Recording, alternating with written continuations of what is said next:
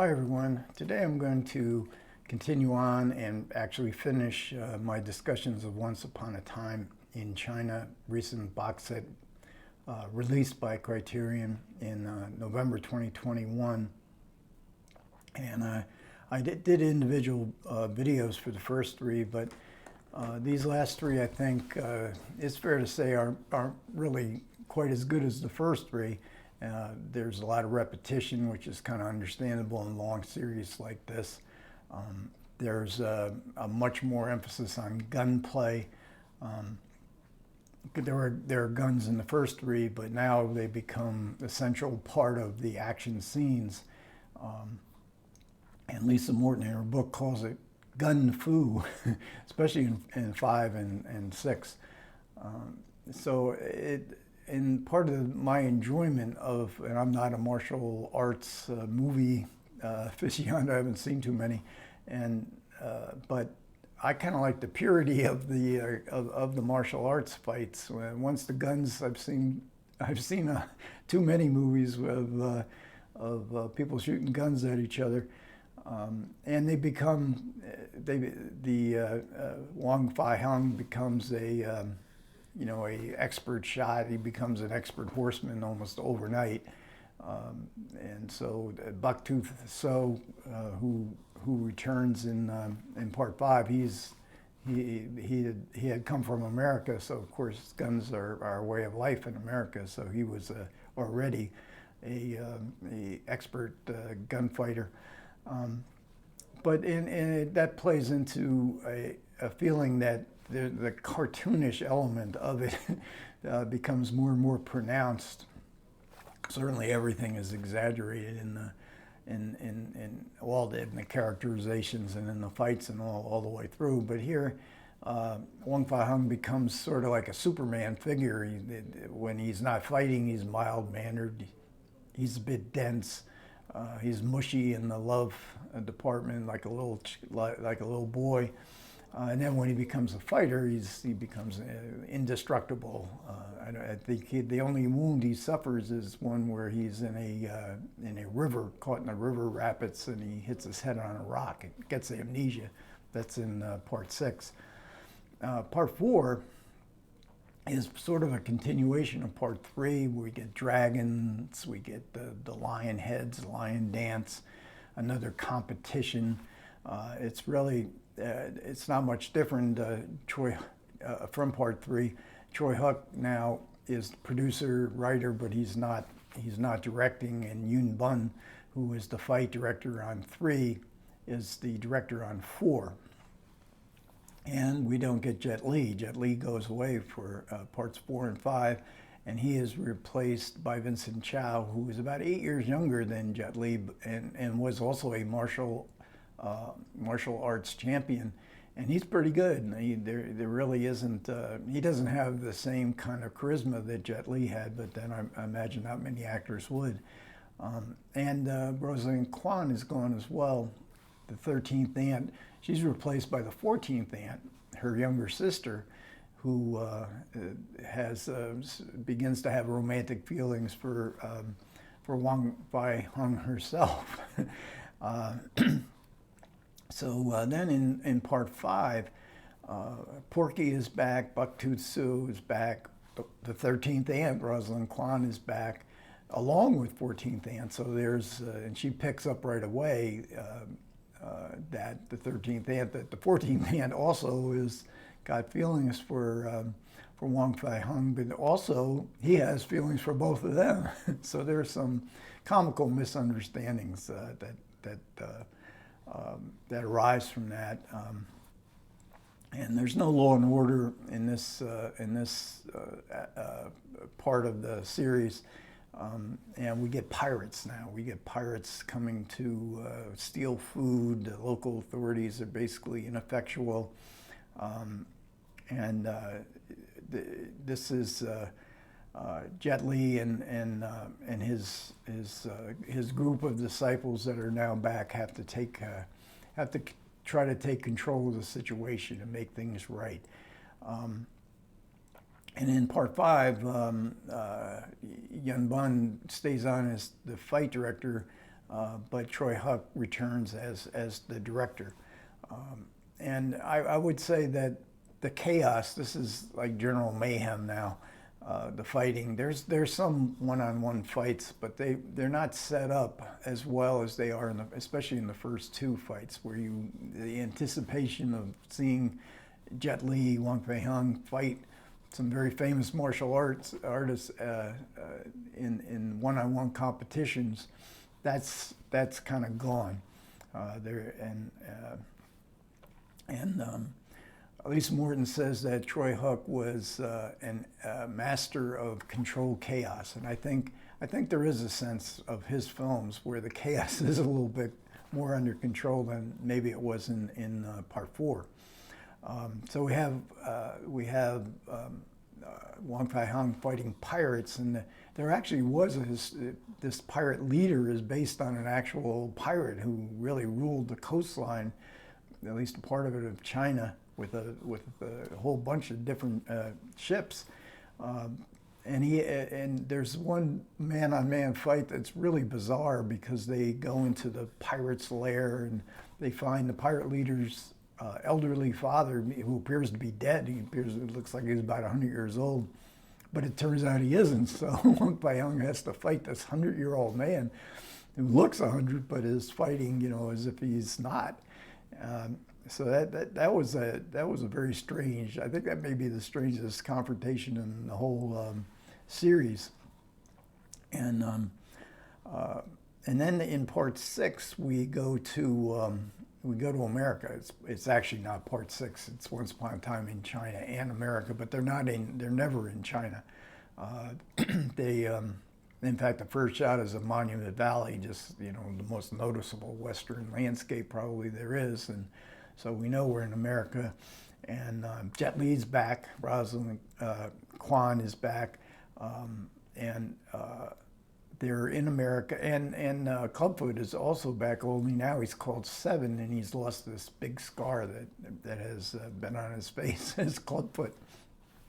And they're coming to visit Bucktooth So's medical herbal office that he has in some shanty town where all the Chinese live.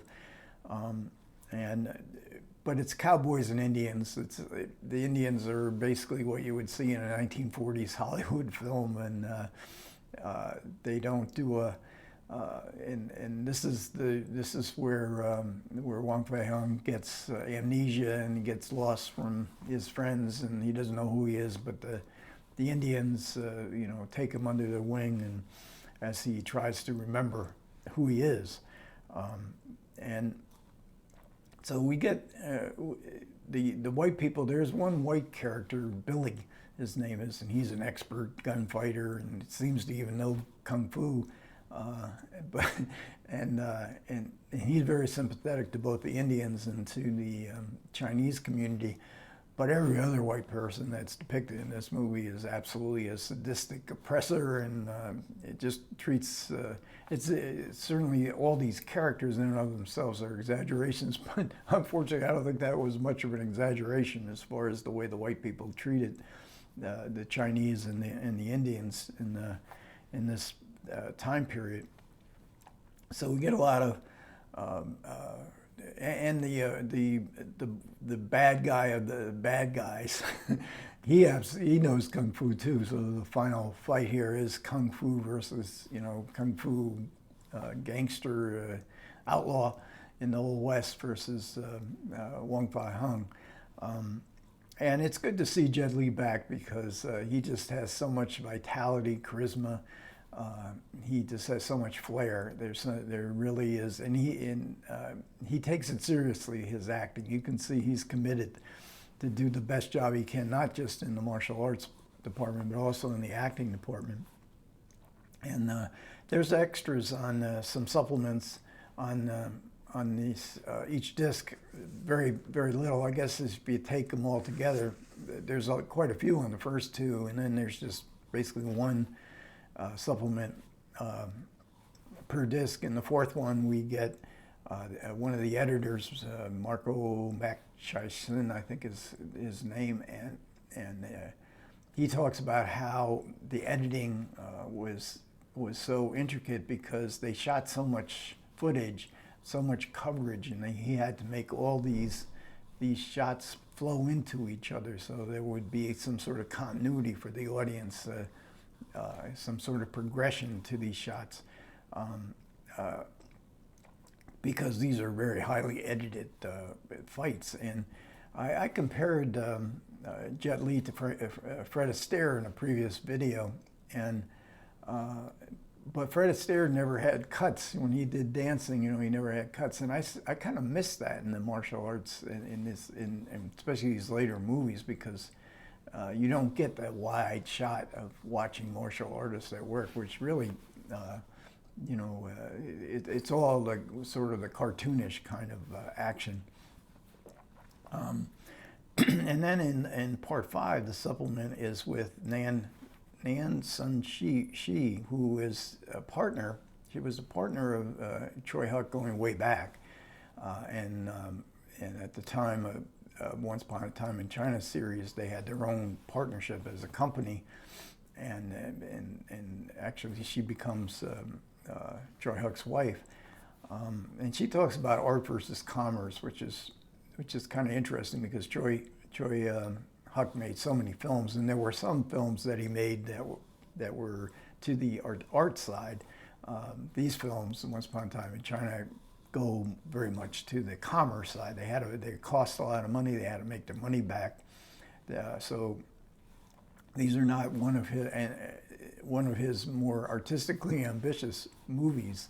And then in the final part 6, or Once Upon a Time in China and America, there's a making of featurette, which is really good.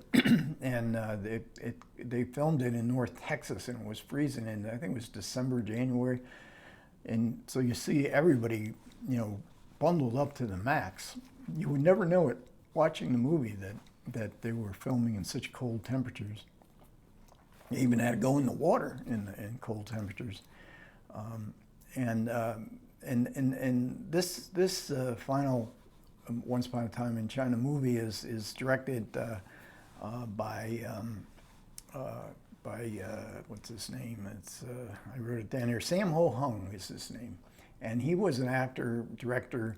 He actually appeared in a American television series. I think it was called Martial Law. And it's fun to watch him direct. Choi Huck was there. He was the producer of this film as well. But you don't see him doing any directing. It's all, and Sammo Hung was a good friend of his, and he gets interviewed a couple times, and Jet Li has interviewed Rosamund Kwan, and it's a really one of the and you see all the intricate ways that they had to film things and then put the set back together, because they destroy the set, then they have to put together because it didn't come out exactly right. Then we get a booklet. The booklet has will include one paragraph introductions and the cast list, and it does give you some good pictures along the way as well. And then there's an essay. And this is by Maggie Lee.